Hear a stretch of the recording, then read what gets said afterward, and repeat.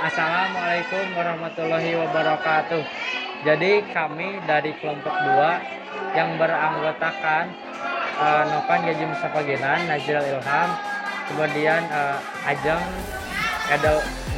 Edelweiss, Intan, dan Mariska. Nah, di pertemuan kali ini kami akan menjelaskan materi yang berjudul percobaan ruang sampel dan kejadian. Nah, langsung saja kita bahas. Penjelasan materi. Percobaan adalah suatu kegiatan yang dapat memberikan beberapa kemungkinan, contohnya koin, dadu, dan kartu remi. Ada 3 penjelasan materi.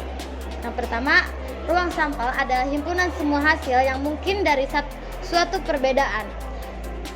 Ruang sampel dinotifikasikan dengan huruf S. Banyaknya anggota ruang sampel dilambangkan dengan NS. 2. Titik sampel adalah semua anggota dari ruang sampel. 3. Kejadian adalah himpunan bagian dari ruang sampel, biasanya dinotifikasikan dengan huruf kapital secara A, B, C, dan sebagiannya. Banyak elemen kejadian A dinyatakan A, banyaknya elemen menjadi B dinyatakan dengan NB, dan sebagainya. Oke, selanjutnya ada contoh pelemparan sebuah dadu. Kalian pasti pernah melihat dadu kan? Coba perhatikan dadu yang ada di sini. Terlihat ada sebuah mata dadu, ada 1, 2, 3, 4, 5, dan 6. Jadi ruang sampel di pelemparan sebuah dadu yaitu S sama dengan 1, 2, 3, 4, 5, dan 6. Jadi jumlahnya ada 6. Adapun titik sampelnya yaitu 1, 2, 3, 4, 5, dan 6. Pada selanjutnya, pada uang logam terdapat sisi angka dan sisi gambar, sehingga ruang sampelnya S sama dengan A, G. A untuk gambar dan G untuk A untuk angka dan G untuk gambar. Jumlah sampelnya ada 2, yaitu A dan G. Titik sampelnya adalah A dan G. Oke, selanjutnya di sini saya akan memberikan contoh soal. Oke, jadi pada pelemparan sebuah dadu dan sebuah uang logam sekaligus tentukan. Nah, yang A dulu, ruang sampel, banyaknya anggota ruang sampel dan titik sampelnya. Nah, jadi kita akan membuat sebuah kolom terlebih dahulu. Nah, yang berwarna pink. Nah, di dalam kolom terdapat angka 1, 2, 3, 4, 5, 6. Nah, itu adalah yang melebar ke kanan, yaitu untuk sebuah dadu, dan yang melebar ke bawah yang A sama dengan O itu untuk sebuah logam. Nah, kemudian selanjutnya tuliskan A1, A2, A3, A4, A5, dan A6 sampai ke G6.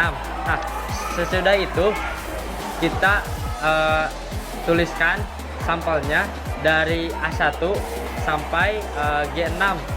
Jadi ditulis semuanya A1, A2, A3, A4, A5, A6, G1, G2, G3, G4, dan G6. Nah, kemudian kita itu semuanya itu ada 12. Nah, setelah itu berarti titik sampelnya adalah A1, A2, A3, A4, A5, A6, G1, G2, G3, G4, G5, dan G6. Oke, kemudian kita sekarang lanjut ke soal B. Nah, jadi di soal B ini adalah soalnya kejadian A, yaitu munculnya angka dan bilangan ganjil. Nah, kita tulis bilangan yang ganjilnya yang ada di kolom A, yaitu A1, A3, dan A5, karena 1 itu ganjil, 3 dan 5 itu sama juga ganjilnya.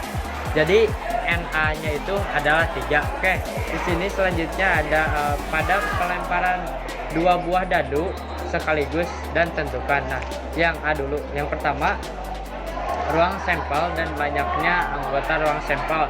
Seperti tadi dibuat dulu sebuah kolom.